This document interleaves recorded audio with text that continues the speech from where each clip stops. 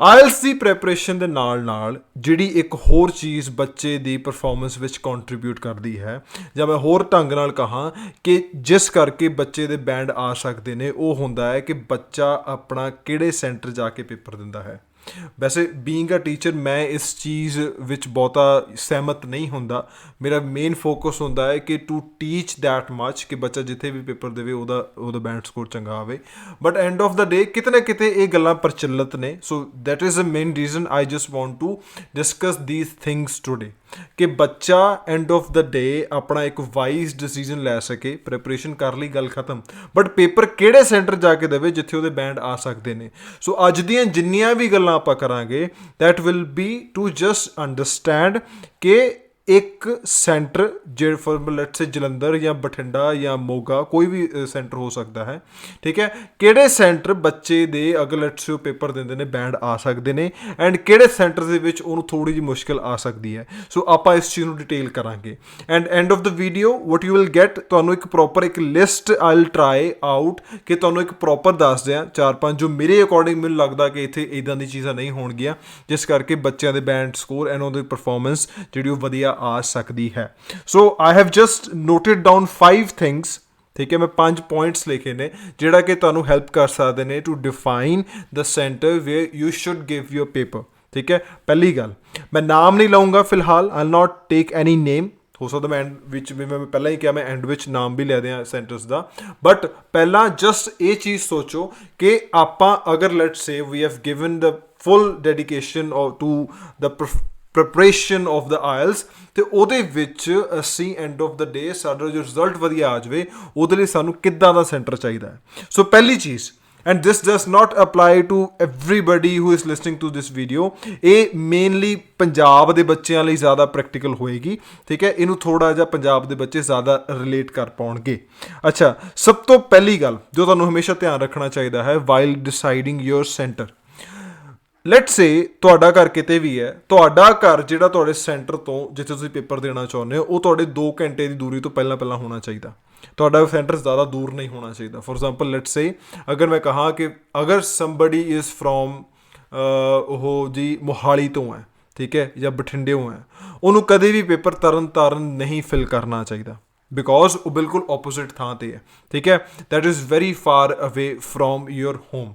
ਸੋ ਇਹ ਕਿਉਂ ਨਹੀਂ ਫਿਲ ਕਰਨਾ ਚਾਹੀਦਾ, ਇਹਦੇ ਪਿੱਛੇ ਇੱਕ ਰੀਜ਼ਨ ਇਹ ਹੈ ਕਿ ਸਵੇਰੇ ਉੱਠ ਕੇ ਜਾਂ ਇੱਕ ਦਿਨ ਪਹਿਲਾਂ ਵੀ ਜਾਣਾ, ਤੁਹਾਡਾ ਜੋ ਟਰੈਵਲਿੰਗ ਟਾਈਮ ਹੈ ਉਹ ਬਹੁਤ ਜ਼ਿਆਦਾ ਆ। ਠੀਕ ਹੈ, ਸਵੇਰੇ ਉੱਠ ਕੇ ਧੁੰਦ ਵਿੱਚ ਜਾਂ ਈਵਨ ਜਦੋਂ ਨੋਰਮਲ ਡੇਜ਼ ਵੀ ਹੁੰਦੇ ਨੇ, ਯੂ ਕੈਨ ਨਾਟ ਟਰੈਵਲ, ਜਾਂ ਕਹਿ ਲਓ ਕਿ ਯੂ ਸ਼ੁੱਡ ਨਾਟ ਟਰੈਵਲ, ਤੁਹਾਡੀ ਥਕਾਵਟ ਹੋਏਗੀ। ਸੋ ਪਹਿਲੀ ਗੱਲ ਤਾਂ ਇੱਕ ਥੋੜ੍ਹੀ ਧਿਆਨ ਰੱਖੋ ਕਿ ਤੁਹਾਡਾ ਟਰੈਵਲਿੰਗ ਟਾਈਮ ਘੱਟ ਹੋਣਾ ਚਾਹੀਦਾ ਹੈ from your home to your centre ਜਿੱਥੇ ਤੁਹਾਡਾ ਪੇਪਰ ਹੈਗਾ ਆ, ਜਿਹੜੇ ਸ਼ਹਿਰ ਜਾ ਕੇ ਤੁਸੀਂ ਪੇਪਰ ਦੇ ਰਹੇ ਹੋ। ਦੂਜੀ ਗੱਲ ਇੱਕ ਧਿਆਨ ਹੋਰ ਰੱਖਣ ਵਾਲੀ ਹੈ ਕਿ ਅਗਰ ਬਾਈ ਚਾਂਸ, ਚਲੋ ਠੀਕ ਹੈ, ਤੁਹਾਡੇ ਮਨ 'ਚ ਕਿਤੇ ਨਾ ਕਿਤੇ ਉਹ ਗੱਲ ਹੈਗੀ ਆ ਕਿ ਨਹੀਂ ਮੈਂ ਪੇਪਰ ਆਪਣਾ ਘਰੋਂ ਥੋੜ੍ਹਾ ਜਿਹਾ ਦੂਰ ਲੈਟਸ ਸੇ ਤਰਨ ਦੇਣਾ, ਜਾਂ ਅੰਮ੍ਰਿਤਸਰ ਵਾਲੇ ਬੱਚੇ ਜਾ ਕੇ ਅਗਰ ਲੈਟਸ ਸੇ ਕਹਿਣ ਕਿ ਮੈਂ ਗੰਗਾ ਨਗਰ ਪੇਪਰ ਦੇਣਾ, ਜਾਂ ਈਵਨ ਲੈਟਸ ਸੇ ਬਰਨਾਲੇ ਪੇਪਰ ਦੇਣਾ, ਕਿਤੇ ਵੀ ਦੇਣਾ, ਇੰਨਾ ਕੁ ਧਿਆਨ ਰੱਖ ਲਓ ਕਿ ਤੁਸੀਂ ਪੇਪਰ ਤੋਂ ਇੱਕ ਦਿਨ ਪਹਿਲਾਂ ਉੱਥੇ ਪਹੁੰਚ ਜਾਓ। ਕਿਉਂ? ਕਿਉਂਕਿ ਇੱਕ ਤਾਂ you will have a proper sleep and ਤੁਹਾਡੀ ਰੈਸਟ ਹੋ ਜਾਏਗੀ। ਸੋ ਹਮੇਸ਼ਾ ਇਹ ਚੀਜ਼ ਦਾ ਧਿਆਨ ਰੱਖਿਓ। The first thing you should always be clear about ਕਿ ਤੁਹਾਡਾ ਜਿਹੜਾ ਪੇਪਰ ਹੈ ਉਹਦਾ ਜਿਹੜਾ ਤੁਸੀਂ ਸ਼ਹਿਰ ਚੂਜ਼ ਕਰਨਾ ਹੈ, ਸੈਂਟਰ ਚੂਜ਼ ਕਰਨਾ, ਉਹ ਤੁਹਾਡੇ ਘਰ ਤੋਂ 2 ਘੰਟੇ ਦੀ ਦੂਰੀ ਤੋਂ ਪਹਿਲਾਂ ਆ ਜਾਣਾ ਚਾਹੀਦਾ ਹੈ। ਇਸ ਤੋਂ ਦੂਰ ਨਹੀਂ ਹੋਣਾ ਚਾਹੀਦਾ, ਬਿਕੋਜ਼ ਕਿਤੇ ਨਾ ਕਿਤੇ ਉਹ ਤੁਹਾਡੀ ਥਕਾਵਟ ਕਰਾਏਗਾ ਐਂਡ ਤੁਹਾਡੀ ਪਰਫਾਰਮੈਂਸ ਜਿਹੜੀ ਉਹ ਖਰਾਬ ਹੋ ਸਕਦੀ ਹੈ। This is a first point.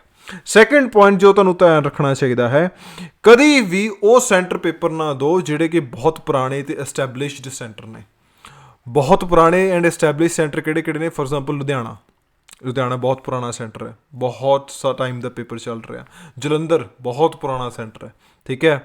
Amritsar ਬਹੁਤ ਪੁਰਾਣਾ ਸੈਂਟਰ ਹੈ, ਕਾਦਾ ਸੈਂਟਰ ਹੈ, ਇੱਥੇ ਬੱਚੇ ਕਾਫੀ ਪੇਪਰ ਦੇ ਹਟੇ ਆ, ਠੀਕ ਹੈ। So last from 10 years I been listening to many kind of experiences. ਮੈਂ ਇਹ ਕਿਉਂ ਕਹਿ ਰਿਹਾ ਕਿ ਇੱਥੇ ਪੇਪਰ ਨਹੀਂ ਦੇਣਾ ਚਾਹੀਦਾ?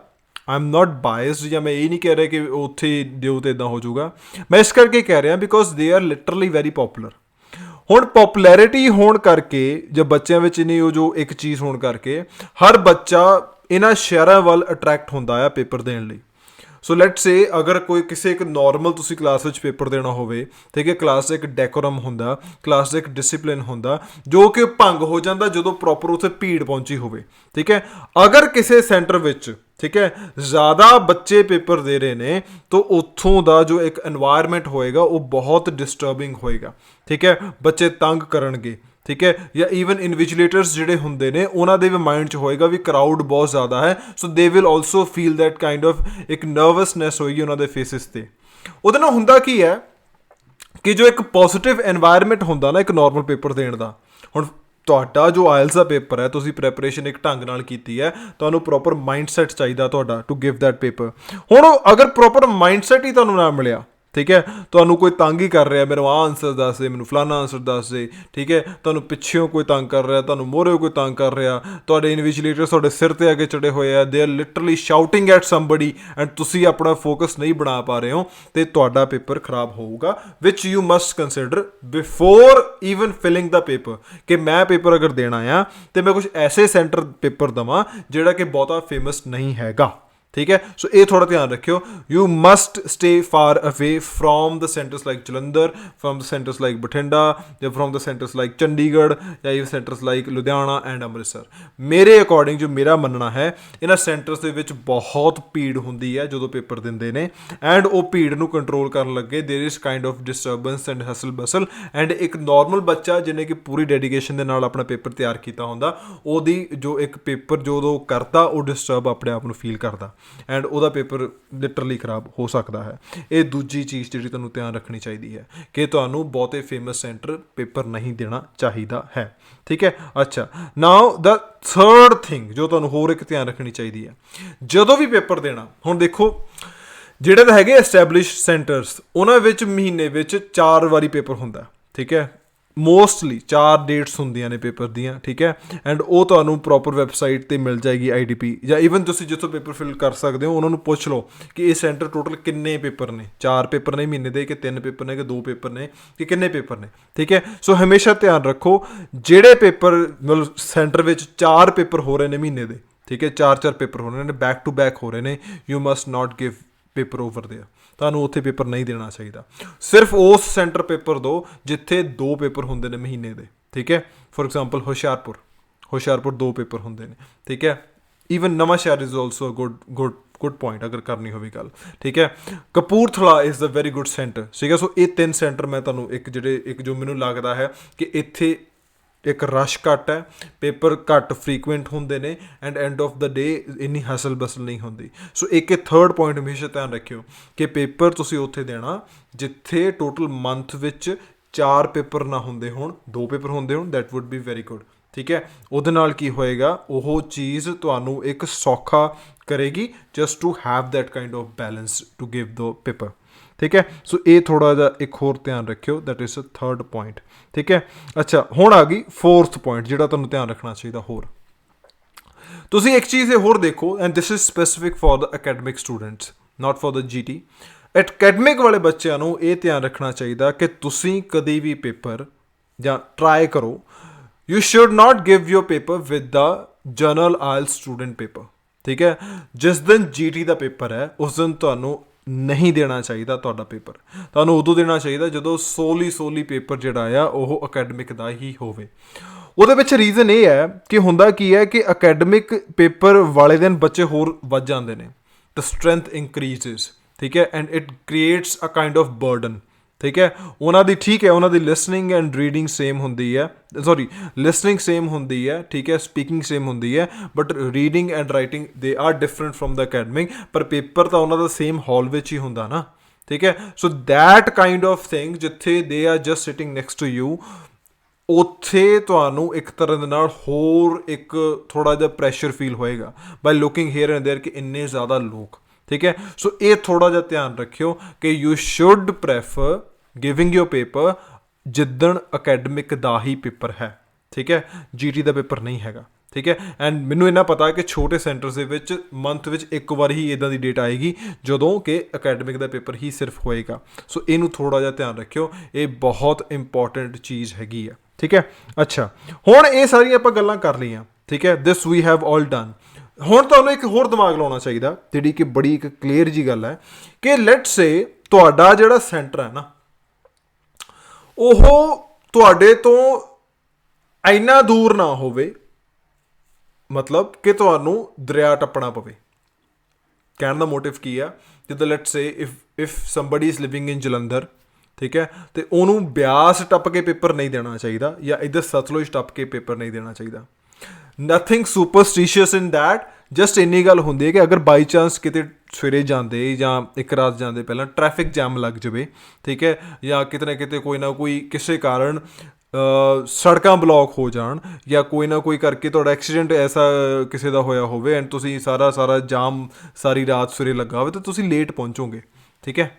ਲੇਟ ਪਹੁੰਚਣ ਨਾਲ ਹੋਊਗਾ ਕਿ ਤੁਹਾਡੇ ਮਾਈਂਡ 'ਤੇ ਇੱਕ ਪ੍ਰੈਸ਼ਰ ਹੋਏਗਾ ਕਿ ਮੇਰਾ ਪੇਪਰ ਖ਼ਰਾਬ ਹੋ ਗਿਆ, ਮੈਂ ਤਾਂ ਟਾਈਮ 'ਤੇ ਨਹੀਂ ਪਹੁੰਚ ਹੋਇਆ, ਠੀਕ ਹੈ, ਹੁਣ ਮੈਂ ਕੀ ਕਰੂੰਗੀ, ਮੈਂ ਬਹੁਤ ਮਿਹਨਤ ਕੀਤੀ ਸੀਗੀ, 2 ਮਹੀਨੇ 3 ਮਹੀਨੇ ਮੈਂ ਲਾਏ ਆ, ਠੀਕ ਹੈ। ਸੋ ਇੱਕ ਇਹ ਟਿਪ ਬਹੁਤ ਇੰਪੋਰਟੈਂਟ ਤੁਹਾਨੂੰ ਯਾਦ ਰੱਖਣੀ ਚਾਹੀਦੀ ਹੈ, that you must give your paper in your own region, ਠੀਕ ਹੈ, ਆਪਣੇ ਰੀਜਨ ਵਿੱਚ ਪੇਪਰ ਦਿਓ।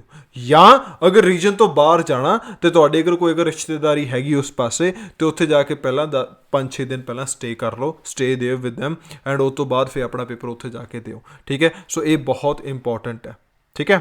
ਅੱਛਾ, ਕੰਸੀਡਰਿੰਗ ਆਲ ਦਿਸ, ਹੁਣ ਜੋ ਆਪਾਂ ਗੱਲਾਂ ਕੀਤੀਆਂ ਨੇ, ਕਿਹੜੇ ਸੈਂਟਰਸ ਮੈਨੂੰ ਲੱਗਦਾ ਠੀਕ ਨੇ ਅਗਰ let's say you are living in Jalandhar. ਅਗਰ ਜਲੰਧਰ ਜਾਂ ਫਗਵਾੜਾ ਜਾਂ ਤੁਸੀਂ ਗੁਰਾਇਆਂ ਵਾਲੀ ਸਾਈਡ ਰਹਿ ਰਹੇ ਹੋ, ਤਾਂ ਤੁਹਾਨੂੰ ਫਲੋਰ ਰਹਿ ਰਹੇ ਹੋ, ਤਾਂ ਤੁਹਾਨੂੰ ਕਿੱਥੇ ਪੇਪਰ ਦੇਣਾ ਚਾਹੀਦਾ? ਬੇਟਾ ਮੇਰੇ ਅਕੋਰਡਿੰਗ ਤੁਹਾਡੇ ਲਈ ਸਭ ਤੋਂ ਵਧੀਆ ਸੈਂਟਰਸ ਜਿਹੜੇ ਨੇ ਉਹ ਤੁਹਾਡੇ ਲਈ ਆਉਂਦੇ ਨੇ Hoshiarpur is a very good centre, ਠੀਕ ਹੈ, ਨਵਾਂ ਸ਼ਹਿਰ ਇਜ਼ ਅ ਗੁੱਡ ਸੈਂਟਰ, ਠੀਕ ਹੈ, ਐਂਡ ਈਵਨ ਕਪੂਰਥਲਾ ਇਹ ਇੱਕ ਬਹੁਤ ਸੋਹਣਾ ਸੈਂਟਰ ਹੈ। ਤੁਹਾਨੂੰ ਇੱਥੇ ਪੇਪਰ ਦਓਗੇ ਤਾਂ it will be very good, ਠੀਕ ਹੈ। ਕਿਉਂਕਿ ਇੱਕ ਤਾਂ ਈਜ਼ੀਲੀ ਐਕਸੈਸਿਬਲ ਹੈ, ਤੁਸੀਂ ਐਕਸੈਸ ਕਰ ਸਕਦੇ ਹੋ, ਇੰਨਾ ਰਸ਼ ਨਹੀਂ ਹੁੰਦਾ ਉਹਨਾਂ ਸੈਂਟਰਸ ਦੇ ਵਿੱਚ, ਐਂਡ ਬੱਚਾ ਇੱਕ ਪੀਸਫੁਲ ਮਾਈਂਡ ਦੇ ਨਾਲ ਆਪਣਾ ਪੇਪਰ ਦੇ ਸਕਦਾ। ਐਂਡ ਜਿੰਨੇ ਮੇਰੇ ਬੱਚਿਆਂ ਨੇ ਪੇਪਰ ਇਹਨਾਂ ਸੈਂਟਰਸ ਦੇ ਵਿੱਚ ਦਿੱਤੇ ਆ, ਦੇ ਆਰ ਲਿਟਰਲੀ ਰਿਲੈਕਸਡ, ਦੇ ਫੀਲ ਗੁੱਡ ਕਿ ਹਾਂ ਸਰ ਉੱਥੇ ਸਾਡਾ ਐਕਸਪੀਰੀਅੰਸ ਠੀਕ ਰਿਹਾ। ਅਪਾਰਟ ਫਰੋਮ ਦ ਜਿਹੜੇ ਬੱਚੇ ਜਿਨ੍ਹਾਂ ਨੇ ਕਿਹਾ ਕਿ ਅਸੀਂ ਜਲੰਧਰ ਪੇਪਰ ਦਿੱਤਾ ਜਾਂ ਮੋਗੇ ਪੇਪਰ ਦਿੱਤਾ, ਠੀਕ ਹੈ, ਐਂਡ ਈਵਨ ਜਿਨ੍ਹਾਂ ਨੇ ਚੰਡੀਗੜ੍ਹ ਵੀ ਕਿਹਾ, ਠੀਕ ਹੈ। ਸੋ ਇਹ ਥੋੜ੍ਹਾ ਜਿਹਾ ਧਿਆਨ ਰੱਖਿਓ that you must give your paper at somewhere ਜਿਹੜਾ ਕਿ ਥੋੜ੍ਹਾ ਜਿਹਾ ਇੱਕ ਨਵਾਂ ਸੈਂਟਰ ਡਿਵੈਲਪ ਹੋਇਆ ਹੋਵੇ, ਠੀਕ ਹੈ, ਸਬਅਰਬਨ ਏਰੀਆ ਵਿੱਚ ਹੋਵੇ, ਐਂਡ ਉੱਥੇ ਇੰਨਾ ਜ਼ਿਆਦਾ ਕਰਾਊਡ ਨਾ ਜਾਂਦਾ ਹੋਵੇ, ਇੰਨਾ ਜ਼ਿਆਦਾ ਉਹ ਸੈਂਟਰ ਪੋਪੂਲਰ ਨਾ ਹੋਵੇ, ਐਂਡ ਇਸ ਕਰਕੇ ਤੁਸੀਂ ਉੱਥੇ ਇੱਕ ਈਜ਼ੀਲੀ ਆਪਣਾ ਪੇਪਰ ਦੇ ਸਕਦੇ ਹੋ, ਠੀਕ ਹੈ।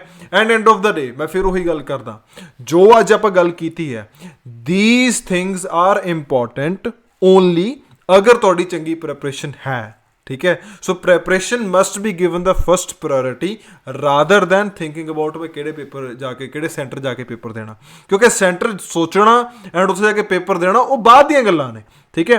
ਪਹਿਲਾ ਧਿਆਨ ਤੁਹਾਡਾ ਹੋਣਾ ਚਾਹੀਦਾ ਪ੍ਰੈਪਰੇਸ਼ਨ ਵੱਲ। ਆਪਣੀ ਪ੍ਰੈਪਰੇਸ਼ਨ ਇੰਨੀ ਜ਼ਿਆਦਾ ਸਟਰੋਂਗ ਰੱਖੋ ਕਿ ਕੋਈ ਵੀ ਸੈਂਟਰ ਹੋਵੇ ਤੁਸੀਂ ਪੇਪਰ ਆਪਣਾ ਖੜਕਾਇਆ ਹੋ।